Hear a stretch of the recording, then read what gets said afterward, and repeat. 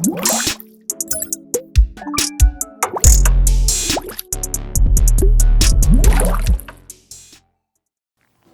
inspired me to get into theater was from childhood. I just really believe that we are born with a gift, and it is our responsibility to share that gift with the world. We are not allowed to hold our gift to ourselves. We must share, and we must encourage and inspire and encourage others, especially the youth who are trying to figure out who they are. One of my shows that I am most proud of is, I would say Midnight in Mississippi. Midnight in Mississippi is a show that, growing up in New York, but born in Macon, Georgia, I took note of all of my surroundings. I made sure that I saw everything and I heard everything, even at a young age. I had no clue what I was doing until I got older. But I saw the mailman come, I saw the insurance man come in, I saw the different relatives, the different neighbors, and each one of them were different, and they stayed in my head. And when I got older, I remembered what and who they were and how they affected me and my family. So Midnight in Mississippi is pretty much just a depiction of what happened when I was younger. And I pretty much remember all the business. I remember all the business. I remember who was cheating. I remember the insurance man who came to the door, who happened to be Caucasian, and my uncles didn't trust him. I remember my grandmother cooking collard greens and sweet cakes and hot water cornbread on the stove. And I remember my mother going through the hell that she went through with my father back in New York and just escaping to come to Macon, Georgia. I remember somebody getting pregnant by somebody that wasn't supposed to get pregnant by. When I was a little kid, I remember putting my stomach up to the pot-belly stove that my grandma had and burning myself, and I still have that mark. I wrote about all of those experiences, and I put it into story form, play form, and hopefully movie form. And I won an award for it. I won an Encore award for just telling the business and for just telling the truth. So yeah, my favorite work that I've done is Midnight in Mississippi.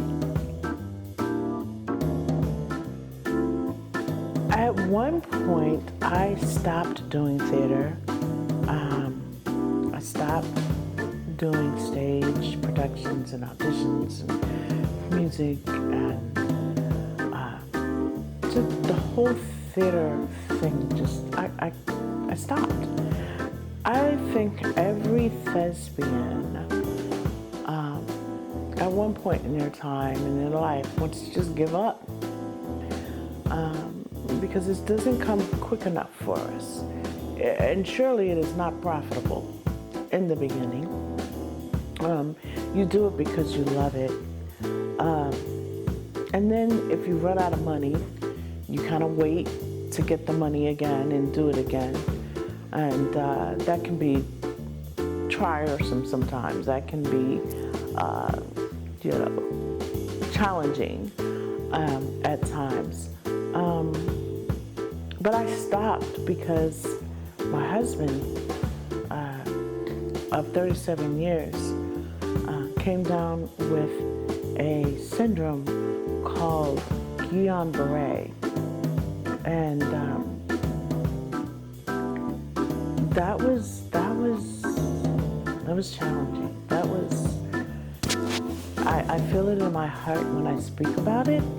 He came down with something that we had no clue what it was. We didn't know what was going on.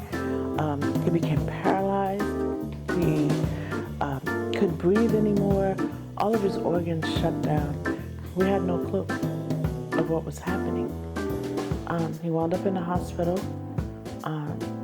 They brought me the papers to sign. Do not resuscitate, because literally he was a vegetable. I wouldn't sign the papers. And lo and behold, he did die. He did. But because I didn't sign the papers, they had to bring him back to life. And they brought him back, and they told me that he would never walk again. They had to, this is very hard for me, but they told me that it was only a matter of time. Well, that was 9 years ago. And with extensive therapy and extensive family support and great medical benefits, he made it through. Are we 100%? Nope. But are we alive? Yes, we are. And that encouraged me to say, what are you waiting on? What are you down about? Are you down about not being able to do your dream when you want to do it? Are you down about not having enough money to do your dream? Are you down about people not flocking to you when you feel like they should flock to you? How about being down about almost dying? How about being down about not having your family any longer? So I put everything in perspective. And when he came back to life, he told me that it was time for me to get busy. He is the one that told me, you stop slouching and we're gonna make this happen. I got it together. I wrote Midnight in Mississippi and won an award. And he lived because we gave each other something to live for. And so I came back, and I have been going ever since.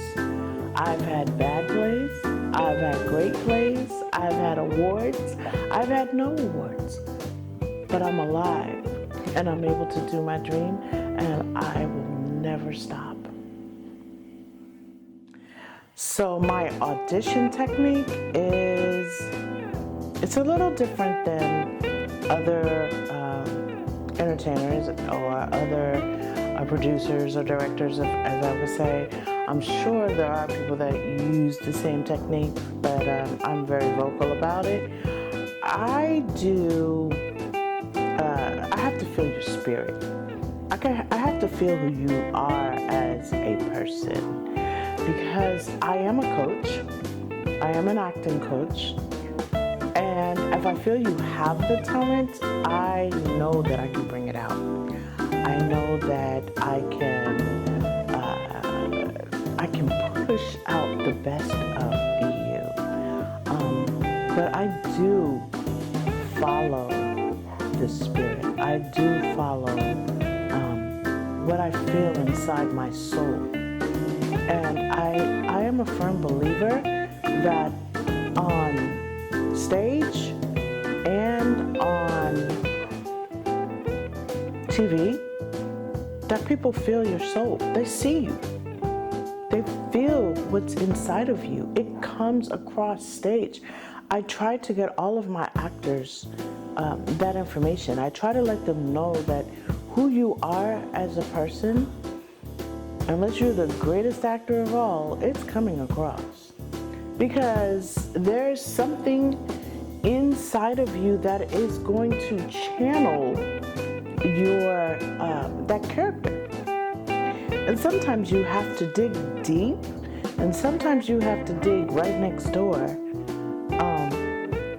and get out what I'm looking for. But it needs to be relatable. And if it's not relatable, the audience is gonna know it. They're gonna feel it.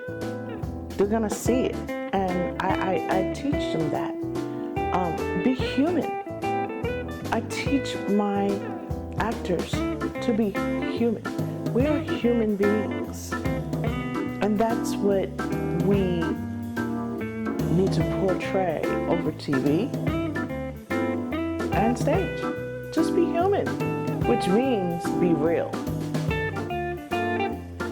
In this industry, I have been a producer, I've been a director, I've been the writer, I've been the casting agent, I've been wardrobe, I've been makeup.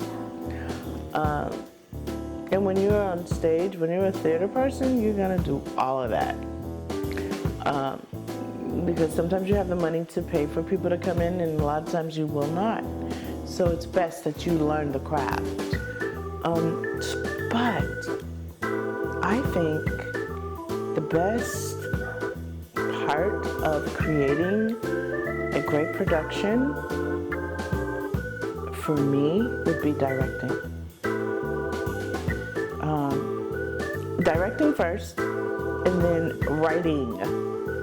Because, directing, I'm able to take I'm able to take those words on the paper and bring them to life. And especially if I write those words on the paper and then bring them to life, that is almost a drug to me. Like, that is something that is unbelievable. When you get the right actor, they can take those words and bring it to life and reference their experiences and bring it out the way you want it to be brought out. And so when I direct,